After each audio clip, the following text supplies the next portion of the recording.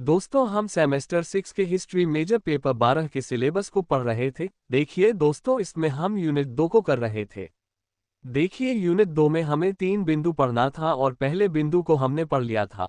और पिछले वीडियो में उत्तर भारत में साम्राज्य के लिए संघर्ष, बाबर और हुमायूं के शासन का महत्व, इसे पढ़ रहे थे। देखिए, इसमें 2 बिंदु बन रहा है। पहला, उत्तर भारत में साम्राज्य के लिए संघर्ष, बाबर, और दूसरा, हुमायूं के शासनकाल का महत्व। तो दोस्तों, हमने इसमें पहले बिंदु को जान लिया है। चलिए इस वीडियो में हुमायूं के शासनकाल का महत्व को देखते हैं। दोस्तों, इस टॉपिक का हमारा मुख्य पात्र हुमायूं है, तो इसके बारे में थोड़ा सा सुनिए। हुमायूं मुगल वंश का दूसरा शासक था। 1530 में बाबर की मृत्यु के बाद हुमायूं दिल्ली की गद्दी पर बैठा। उस समय उसकी आयु कम थी और अनुभव भी अधिक नहीं था। उसे एक ऐसा राज्य मिला जो अभी पूरी तरह मजबूत नहीं हुआ था और चारों ओर शत्रु मौजूद थे। हुमायूं का स्वभाव दयालु और उदार था। वह अपने भाइयों को बार बार क्षमा करता रहा। उसने राज्य के कुछ हिस्से अपने भाइयों को दे दिए, जिससे उसकी शक्ति कमजोर हो गई। यही उसकी सबसे बड़ी कमजोरी बनी। वह साहसी तो था, लेकिन शासन चलाने में उतना कठोर और दृढ़ नहीं था जितना उसका पिता बाबर था। हुमायूं के समय सबसे बड़ा शत्रु शेर शाह सूरी था। शेरशाह बहुत चतुर और योग्य सेनानायक था। 1539 में चौसा का युद्ध हुआ। इस युद्ध में हुमायूं पराजित हुआ। 1540 में कन्नौज का युद्ध हुआ, जिसे बिलग्राम का युद्ध भी कहा जाता है। इस युद्ध में भी शेरशाह ने हुमायूं को हरा दिया। इस पराजय के बाद उसे भारत छोड़कर जाना पड़ा। अब शेरशाह दिल्ली का शासक बन गया और मुगल राज्य समाप्त हो गया। शेरशाह ने दिल्ली पर अब सूरी वंश की स्थापना कर दी। इसके बाद हुमायूं को लगभग 15 वर्षों तक भटकना पड़ा। वह पहले सिंध गया, फिर अनेक स्थानों पर सहायता मांगता रहा और अंत में ईरान पहुंचा। वहां के शासक ने उसकी सहायता की। ईरान की मदद से उसने अपनी सेना को फिर से संगठित किया। और इसी समय 1545 में शेरशाह की मृत्यु हो जाती है। इससे सूरी वंश कमजोर पड़ गया। इसका लाभ उठाकर हुमायूं ने फिर से भारत की ओर प्रस्थान किया। 1555 में उसने दिल्ली और आगरा पर दोबारा अधिकार कर लिया और मुगल राज्य की पुनः स्थापना की। लेकिन उसका दूसरा शासनकाल अधिक समय तक नहीं चला। 1556 में दिल्ली में उसकी मृत्यु हो गई। कहा जाता है कि वह अपने पुस्तकालय की सीढ़ियों से गिर पड़ा था। उसकी मृत्यु के बाद उसका पुत्र अकबर गद्दी पर बैठा। उस समय उसकी आयु कम थी, पर आगे चलकर उसने मुगल साम्राज्य को अत्यंत शक्तिशाली बना दिया। 1530 से 1540 तक उसका पहला शासनकाल रहा और 1555 से 1556 तक दूसरा शासनकाल। तो दोस्तों, यहाँ आप हुमायूं के बारे में समझ गए होंगे। तो अब अपने टॉपिक को देखिए। दोस्तों, पिछले वीडियो की तरह इस वीडियो में भी हम 6 बिंदु को पढ़ेंगे, जिससे हमारा ये टॉपिक पूरा कंप्लीट हो जाएगा। देखिए, पहला बिंदु है हुमायूं का राज्यारोहण और प्रारंभिक कठिनाइयां। दूसरा है भाइयों और अफगानों से संघर्ष। तीसरा है शेरशाह सूरी से युद्ध, चौसा और कन्नौज। चौथा है निर्वासन काल और ईरान से सहायता। पांचवा है दिल्ली की पुनः प्राप्ति 1555। और अंतिम है हुमायूं के शासन का महत्व, मुगल सत्ता का संरक्षण। तो दोस्तों, हम इसी 6 पॉइंट को पढ़ेंगे, जिससे हमारा ये टॉपिक भी कंप्लीट हो जाएगा। चलिए वीडियो को शुरू करते हैं। हुमायूं का राज्यारोहण और प्रारंभिक कठिनाइयां। 1. राज्यारोहण की स्थिति। हुमायूं 26 दिसंबर 1530 को अपने पिता बाबर की मृत्यु के बाद दिल्ली की गद्दी पर बैठा। उस समय उसकी आयु अधिक नहीं थी और शासन का अनुभव भी सीमित था। उसे एक बहुत बड़ा साम्राज्य मिला, जिसमें दिल्ली, आगरा और उत्तर भारत के कई प्रदेश शामिल थे। लेकिन ये साम्राज्य पूरी तरह सुरक्षित और स्थिर नहीं था। बाबर ने युद्ध जीतकर राज्य स्थापित किया था, परंतु शासन व्यवस्था को मजबूत करने का समय उसे नहीं मिला। इसलिए हुमायूं को एक ऐसा राज्य मिला जिसकी जड़ें अभी कमजोर थीं। गद्दी संभालते ही उन्हें ये समझ आ गया कि केवल राजा बन जाना आसान है, परंतु उस राज्य को संभालना बहुत कठिन कार्य है। 2. साम्राज्य की अस्थिर नींव। बाबर की विजय मुख्य रूप से युद्धों के बल पर हुई थी। कई प्रदेशों में मुगल शासन का डर तो था, परंतु सच्ची निष्ठा नहीं थी। स्थानीय सूबेदार और सरदार अफसर मिलते ही विद्रोह कर सकते थे। प्रशासनिक व्यवस्था अभी नई थी और जनता भी नए शासन को पूरी तरह स्वीकार नहीं कर पाई थी। इस कारण राज्य की नींव मजबूत नहीं थी। हुमायूं को सबसे पहले शासन को व्यवस्थित करना था, कानून व्यवस्था सुधारनी थी और लोगों का विश्वास जीतना था। लेकिन ये कार्य आसान नहीं था, क्योंकि हर क्षेत्र में अलग अलग समस्याएं थीं। 3. अफगानों का विरोध। अफगान शासक पहले दिल्ली की सत्ता में रह चुके थे। वे मुगलों को बाहरी शासक मानते थे और अपनी खोई हुई सत्ता वापस पाना चाहते थे। कई अफगान सरदार शक्तिशाली थे और उनके पास सेना भी थी। वे खुले रूप से विद्रोह नहीं करते थे, परंतु मौका मिलते ही मुगलों के विरुद्ध खड़े हो जाते थे। हुमायूं के शासन की शुरुआत से ही अफगान शक्ति एक बड़ी चुनौती बनी रही। यह विरोध आगे चलकर और भी गंभीर हो गया, जिससे हुमायूं को बार बार युद्ध करने पड़े। 4. भाइयों में सत्ता का विभाजन। बाबर ने अपने पुत्रों के बीच राज्य के विभिन्न भाग बांट दिए थे। इससे साम्राज्य की एकता कमजोर हो गई। हुमायूं के भाइयों को भी अलग अलग क्षेत्रों का शासन मिला, जिससे वे स्वतंत्र रूप से शक्तिशाली बनने लगे। भाइयों के बीच आपसी सहयोग कम और महत्वाकांक्षा अधिक थी। इससे हुमायूं को अपने ही परिवार से खतरा महसूस होने लगा। एक राजा के लिए ये स्थिति बहुत कठिन होती है, जब उसे बाहरी शत्रुओं के साथ साथ अपने ही घर के लोगों से सावधान रहना पड़े। 5. आर्थिक कठिनाइयां। लगातार युद्धों और प्रशासनिक खर्चों के कारण राजकोष की स्थिति अच्छी नहीं थी। बाबर ने अपने जीवन में कई युद्ध लड़े, जिनमें बहुत धन खर्च हुआ। हुमायूं को सेना का वेतन देना था, किलों की सुरक्षा करनी थी और प्रशासन चलाना था। लेकिन धन की कमी के कारण कई बार आवश्यक कार्यों में बाधा आती थी। यदि आर्थिक स्थिति मजबूत न हो तो शासन चलाना कठिन हो जाता है। यही समस्या हुमायूं के सामने भी थी। 6. अनुभव की कमी और स्वभाव की कमजोरी। हुमायूं स्वभाव से उदार, दयालु और धार्मिक प्रवृत्ति के थे। वे विद्वानों और ज्योतिष में रुचि रखते थे। लेकिन एक सफल शासक के लिए केवल दया और उदारता ही पर्याप्त नहीं होती, बल्कि दृढ़ निर्णय लेने की क्षमता भी आवश्यक होती है। कई बार वे निर्णय लेने में देर कर देते थे। कठिन परिस्थितियों में तुरंत और कठोर कदम उठाने की आवश्यकता होती है, परंतु हुमायूं का स्वभाव कोमल था। इससे उनके शत्रुओं को अवसर मिल जाता था। 7. बाहरी और आंतरिक खतरों का दबाव। राज्य की सीमाओं पर भी शांति पूरी तरह स्थापित नहीं हुई थी। कुछ राजपूत शासक और अन्य शक्तियां अवसर की प्रतीक्षा में थीं। यदि केंद्र मजबूत न हो तो बाहरी आक्रमण का खतरा बना रहता है। साथ ही राज्य के अंदर भी विद्रोह की संभावना थी। इस प्रकार हुमायूं को एक साथ कई दिशाओं से चुनौतियों का सामना करना पड़ा। तो दोस्तों, यहाँ पर हमने पहले बिंदु को जान लिया। चलिए अब दूसरा बिंदु को देखते हैं। भाइयों और अफगानों से संघर्ष। 1. भाइयों में असंतोष और सत्ता की लालसा। हुमायूं के शासनकाल में सबसे बड़ी कठिनाइयों में से एक उनके अपने भाइयों का असंतोष था। बाबर ने अपने पुत्रों के बीच राज्य के कुछ भाग बांट दिए थे, जिससे प्रत्येक भाई को एक क्षेत्र का अधिकार मिल गया। इससे वे स्वयं को केवल प्रांतपति नहीं, बल्कि स्वतंत्र शासक समझने लगे। उनके मन में ये भावना पैदा हो गई कि वे भी दिल्ली की गद्दी के अधिकारी हैं। इस महत्वाकांक्षा ने आपसी विश्वास को कमजोर कर दिया। हुमायूं को हर समय ये चिंता बनी रहती थी कि कहीं उनके अपने ही भाई उनके विरुद्ध न खड़े हो जाएं। एक शासक के लिए ये स्थिति बहुत कठिन होती है, क्योंकि जब परिवार में एकता नहीं होती तो राज्य की शक्ति स्वाभाविक रूप से कमजोर पड़ जाती है। 2. कामरान मिर्जा की विरोधी नीति। कामरान मिर्जा हुमायूं के भाइयों में सबसे अधिक प्रभावशाली और शक्तिशाली थे। उन्हें काबुल और पंजाब जैसे महत्वपूर्ण क्षेत्र प्राप्त हुए थे, जो सामरिक दृष्टि से बहुत महत्वपूर्ण थे। जब भी हुमायूं को बाहरी शत्रुओं के विरुद्ध सहायता की आवश्यकता होती थी, तब कामरान का पूरा सहयोग नहीं मिल पाता था। कई बार उसने अपनी अलग नीति अपनाई और हुमायूं की योजनाओं को कमजोर कर दिया।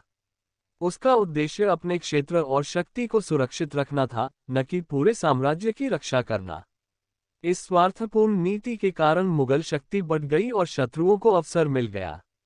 यदि कामरान पूरी निष्ठा से साथ देता तो हुमायूं की स्थिति कहीं अधिक मजबूत हो सकती थी।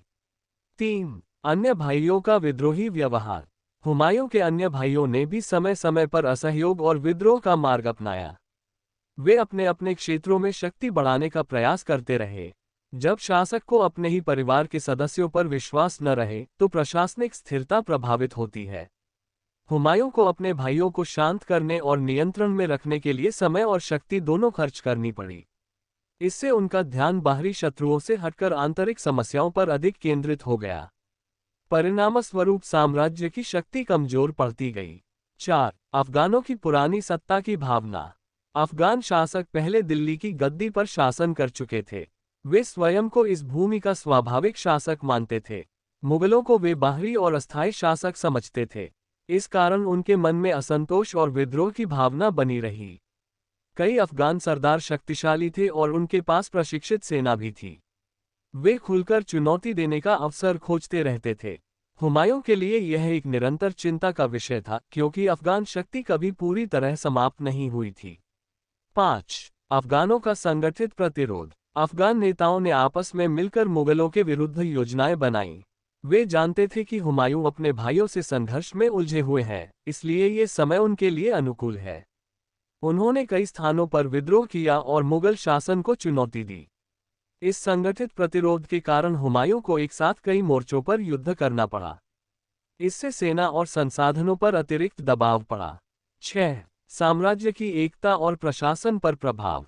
भाइयों और अफगानों से लगातार संघर्ष का सीधा प्रभाव साम्राज्य की एकता पर पड़ा। सेना का मनोबल प्रभावित हुआ और प्रशासनिक कार्यों में बाधा आई। जनता के मन में भी असुरक्षा की भावना उत्पन्न होने लगी। जब राज्य के भीतर शांति नहीं होती तो विकास और स्थिरता संभव नहीं होती। हुमायूं का शासन इसी आंतरिक कलह और बाहरी विरोध के बीच संघर्ष करता रहा। तो दोस्तों, यहाँ हमने दूसरे बिंदु को भी जान लिया। चलिए अब तीसरा बिंदु को देखते हैं। शेरशाह सूरी से युद्ध, चौसा और कन्नौज। 1. शेरशाह सूरी का उदय और शक्ति। शेरशाह सूरी एक सक्षम, चतुर और दूरदर्शी अफगान नेता थे। प्रारंभ में वे बिहार क्षेत्र में एक साधारण सरदार के रूप में उभरे, लेकिन अपनी बुद्धिमत्ता और संगठन शक्ति के बल पर उन्होंने धीरे धीरे अपनी स्थिति मजबूत कर ली। उन्होंने अपनी सेना को अनुशासित और सुसंगठित बनाया। वे युद्ध की रणनीति में निपुण थे और परिस्थिति के अनुसार योजना बनाते थे। जब उन्हें ये लगा कि मुगल शासन आंतरिक कलह से कमजोर हो रहा है, तब उन्होंने अवसर का लाभ उठाकर अपनी शक्ति का विस्तार करना शुरू किया। इस प्रकार वे हुमायूं के लिए सबसे बड़े और खतरनाक प्रतिद्वंद्वी बनकर सामने आए। 2. हुमायूं की राजनीतिक भूलें। हुमायूं ने प्रारंभ में शेरशाह की बढ़ती शक्ति को गंभीरता से नहीं लिया। वे अन्य अभियानों और आंतरिक समस्याओं में उलझे रहे। उन्होंने समय रहते शेरशाह को रोकने के लिए ठोस और निर्णायक कदम नहीं उठाए। कई बार उन्होंने ऐसे निर्णय लिए जिनसे शत्रु को संगठित होने का समय मिल गया। एक सफल शासक के लिए आवश्यक होता है कि वह संभावित खतरे को पहले ही पहचान ले, लेकिन हुमायूं की यही चूक आगे चलकर भारी पड़ी। 3. चौसा का युद्ध, 1539। शेरशाह सूरी और हुमायूं के बीच 1539 में चौसा नामक स्थान पर पहला बड़ा युद्ध हुआ। इस युद्ध में शेरशाह ने अत्यंत चतुराई से आक्रमण किया। उन्होंने अचानक हमला कर मुगल सेना को अस्थिर कर दिया। हुमायूं की सेना पूरी तरह तैयार नहीं थी और समन्वय की कमी थी। परिणामस्वरूप मुगल सेना को भारी पराजय का सामना करना पड़ा। हुमायूं को अपनी जान बचाकर किसी प्रकार युद्धभूमि से निकलना पड़ा। ये पराजय मुगल शासन के लिए एक बड़ा झटका थी और इससे शेरशाह का आत्मविश्वास बहुत बढ़ गया। 4. कन्नौज का युद्ध, 1540। चौसा की पराजय के बाद भी हुमायूं ने पुनः अपनी शक्ति संगठित करने का प्रयास किया। 1540 में कन्नौज के पास दोनों सेनाओं के बीच दूसरा निर्णायक युद्ध हुआ। इस बार भी शेरशाह की रणनीति और अनुशासन मुगल सेना पर भारी पड़े। हुमायूं की सेना में एकता और मनोबल की कमी थी, जबकि शेरशाह की सेना पूरी तरह संगठित और उत्साहित थी। परिणामस्वरूप हुमायूं को फिर से पराजय का सामना करना पड़ा। ये पराजय इतनी गंभीर थी कि उन्हें दिल्ली और आगरा छोड़कर भागना पड़ा। 5. पराजय के कारण। इन युद्धों में हुमायूं की हार के कई कारण थे। पहला कारण था आंतरिक एकता की कमी, क्योंकि उनके भाई पूर्ण सहयोग नहीं दे रहे थे। दूसरा कारण था सैन्य संगठन और अनुशासन की कमी। तीसरा कारण था शेरशाह की चतुर रणनीति और युद्ध कौशल। इसके अतिरिक्त हुमायूं के निर्णय लेने में विलंब और परिस्थिति को सही समय पर न समझ पाना भी उनकी हार का कारण बना। इन सब कारणों ने मिलकर मुगल सत्ता को अस्थायी रूप से समाप्त कर दिया। 6. युद्धों का प्रभाव। चौसा और कन्नौज की पराजयों का प्रभाव अत्यंत गंभीर था। हुमायूं को अपना राज्य छोड़कर निर्वासन में जाना पड़ा। दिल्ली की गद्दी पर शेरशाह का अधिकार हो गया और मुगल सत्ता समाप्त होती हुई प्रतीत हुई। ये काल मुगल इतिहास का सबसे कठिन समय था। हालांकि यह पराजय स्थायी नहीं रही, परंतु उस समय के लिए यह मुगलों की शक्ति का पूर्ण पतन जैसा था। तो दोस्तों, हमने यहाँ तीसरा बिंदु को भी देख लिया। चलिए अब चौथे बिंदु को देखते हैं। निर्वासन काल और ईरान से सहायता। 1. कन्नौज की हार के बाद निर्वासन की शुरुआत। 1540 में कन्नौज की पराजय के बाद हुमायूं को दिल्ली और आगरा छोड़ना पड़ा। यह उसके जीवन का सबसे दुखद और कठिन समय था। जो शासक कभी विशाल साम्राज्य का स्वामी था, वही अब अपने प्राण बचाने के लिए इधर उधर भटकने को मजबूर हो गया। उसके पास न पर्याप्त सेना बची थी और न ही धन। कई विश्वासी सरदार भी उससे दूर हो गए। इस स्थिति में उसे अपने परिवार और कुछ वफादार साथियों के सहारे ही आगे बढ़ना पड़ा। ये समय उसके धैर्य, साहस और आत्मविश्वास की सबसे बड़ी परीक्षा थी। 2. सिंध और मरुस्थल में कठिन जीवन। निर्वासन के आरंभिक वर्षों में उसने सिंध और मरुस्थलीय क्षेत्रों में शरण लेने का प्रयास किया। वहां का जीवन अत्यंत कठिन था।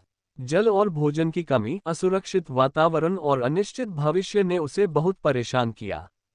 कई स्थानीय शासकों ने स्थायी सहायता देने से इनकार कर दिया। उसे अस्थायी शिविरों में रहना पड़ा और परिस्थितियों के अनुसार स्थान बदलना पड़ा। इसी संघर्षपूर्ण समय में उसके पुत्र अकबर का जन्म हुआ, जिसने उसके जीवन में आशा और भविष्य की नई प्रेरणा उत्पन्न की।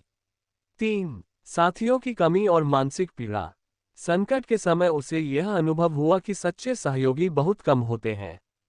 कुछ सरदारों ने स्वार्थवश उसका साथ छोड़ दिया।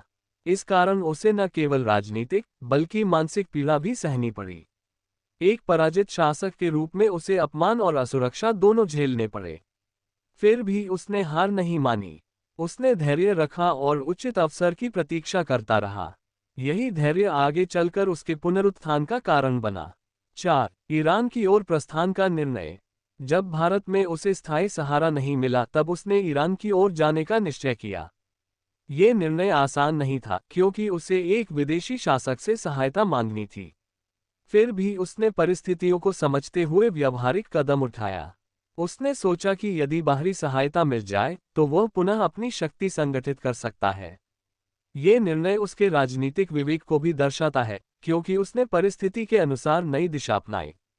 5. शाह तहमास्प से सहायता। ईरान पहुंचकर उसने वहां के शासक शाह तहमास्प प्रथम से सहायता मांगी। प्रारंभ में उसे कई औपचारिकताओं और शर्तों का सामना करना पड़ा, परंतु अंततः शाह ने उसे सैन्य सहायता प्रदान की। इस सहायता में सैनिक और धन दोनों शामिल थे। ईरान की सहायता से उसकी शक्ति फिर से बढ़ने लगी। यह उसके जीवन का महत्वपूर्ण मोड़ था, क्योंकि यहीं से उसके पुनः सत्ता प्राप्ति की आशा मजबूत हुई। 6. निर्वासन काल का महत्व। निर्वासन का ये समय केवल दुख और कष्ट का काल नहीं था, बल्कि अनुभव और शिक्षा का भी समय था। इस कठिन दौर ने उसे अधिक परिपक्व और व्यावहारिक बना दिया। उसने समझ लिया कि केवल उदारता से शासन नहीं चलता, बल्कि दृढ़ता और संगठन भी आवश्यक है। निर्वासन ने उसके व्यक्तित्व को मजबूत किया और उसे भविष्य की चुनौतियों के लिए तैयार किया। तो दोस्तों, हमने यहाँ चौथे बिंदु को भी देख लिया। चलिए पांचवा बिंदु को देखते हैं। दिल्ली की पुनः प्राप्ति 1555। 1. शेरशाह की मृत्यु के बाद राजनीतिक स्थिति में बदलाव। शेरशाह की मृत्यु के बाद सूर वंश की शक्ति पहले जैसी संगठित और मजबूत नहीं रही। उसके उत्तराधिकारी आपस में ही संघर्ष करने लगे।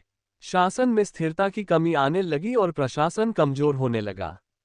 प्रजा के बीच भी असंतोष बढ़ने लगा, क्योंकि मजबूत नेतृत्व का अभाव था। यही वह समय था जब हुमायूं ने परिस्थिति का सही आकलन किया। उसने समझ लिया कि अब भारत की राजनीतिक स्थिति पहले जैसी मजबूत नहीं है और यदि वह सही समय पर प्रयास करे तो दिल्ली की गद्दी दोबारा प्राप्त कर सकता है।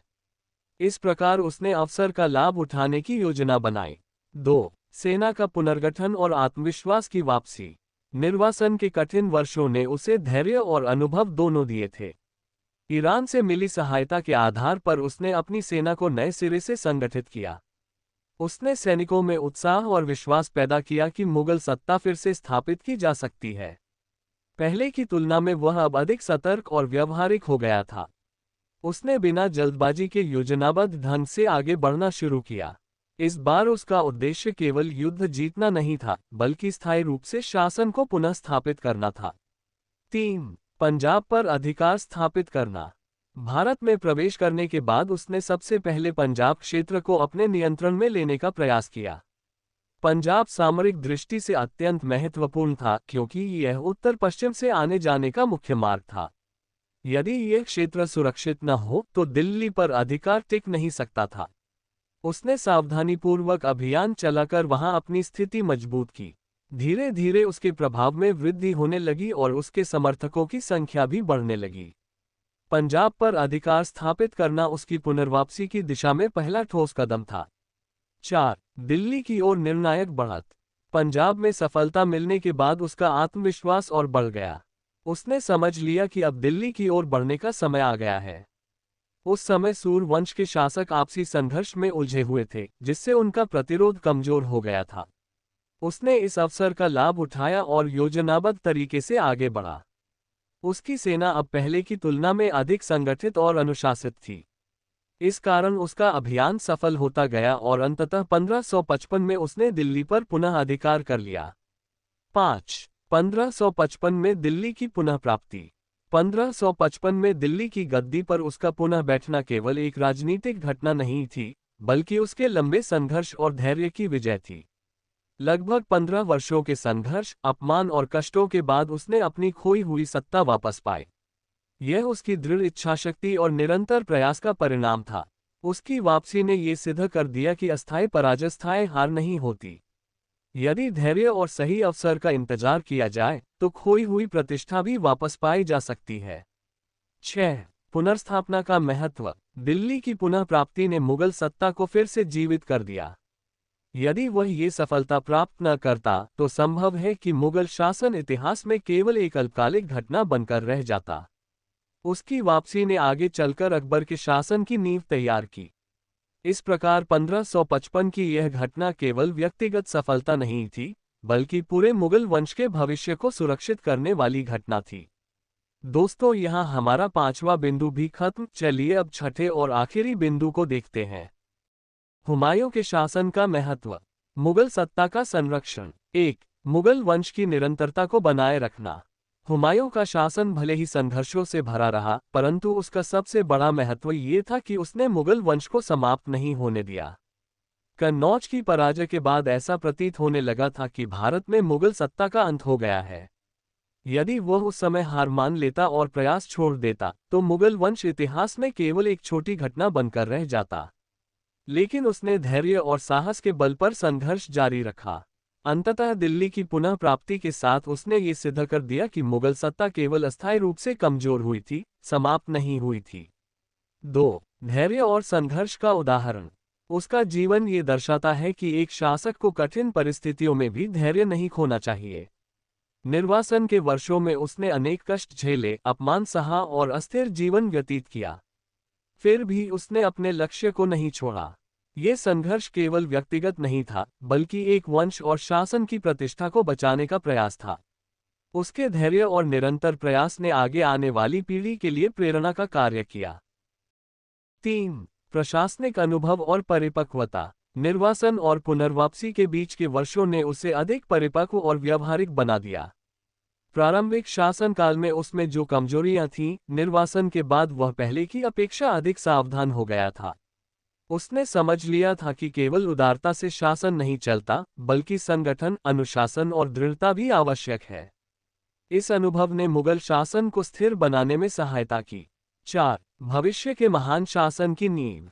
उसकी पुनर्स्थापना ने उसके पुत्र अकबर के लिए मार्ग प्रशस्त किया। यदि वह 1555 में दिल्ली की गद्दी पुनः प्राप्त न करता तो अकबर को एक संगठित साम्राज्य नहीं मिल पाता। इस प्रकार उसके प्रयासों ने आगे चलकर मुगल साम्राज्य के स्वर्णिम युग की नींव रखी। अकबर की सफलताओं के पीछे हुमायूं का संघर्षपूर्ण पुनरुत्थान भी एक महत्वपूर्ण कारण था। 5. राजनीतिक धैर्य और अवसर की पहचान। उसने ये सिद्ध किया कि राजनीति में सही समय की पहचान अत्यंत आवश्यक होती है। शेरशाह की मृत्यु और सूरवंश की कमजोरी का लाभ उठाकर उसने उचित अवसर पर आक्रमण किया। यदि वह जल्दबाजी करता तो संभव है कि उसे फिर से असफलता मिलती। इस प्रकार उसका पुनरागमन उसकी दूरदर्शिता और धैर्यपूर्ण रणनीति का परिणाम था। 6. ऐतिहासिक महत्व। इतिहास में उसका स्थान केवल एक संघर्षशील शासक के रूप में नहीं, बल्कि एक ऐसे व्यक्ति के रूप में है जिसने पराजय के बाद भी हार नहीं मानी। उसका शासन ये सिखाता है कि असफलता अंतिम सत्य नहीं होती। उसके जीवन ने ये सिद्ध किया कि कठिनाइयों से सीख लेकर आगे बढ़ा जा सकता है। मुगल सत्ता का संरक्षण और पुनर्स्थापन ही उसके शासन का सबसे बड़ा महत्व है। इस प्रकार हुमायूं का शासन भले ही अल्पकालिक और संघर्षपूर्ण रहा हो, परंतु उसका ऐतिहासिक महत्व अत्यंत गहरा है। उसने मुगल सत्ता को सुरक्षित रखा और आगे चलकर भारत के इतिहास में एक शक्तिशाली साम्राज्य के रूप में स्थापित होने का मार्ग प्रशस्त किया। तो दोस्तों, इसी के साथ हमारा यह वीडियो खत्म होता है। अगले वीडियो में हम यूनिट 2 के तीसरा टॉपिक को पढ़ेंगे, इसलिए चैनल को सब्सक्राइब अवश्य कर ले ताकि आपको आगे आने वाली वीडियो की नोटिफिकेशन मिलता रहे। धन्यवाद। जय हिंद, वंदे मातरम।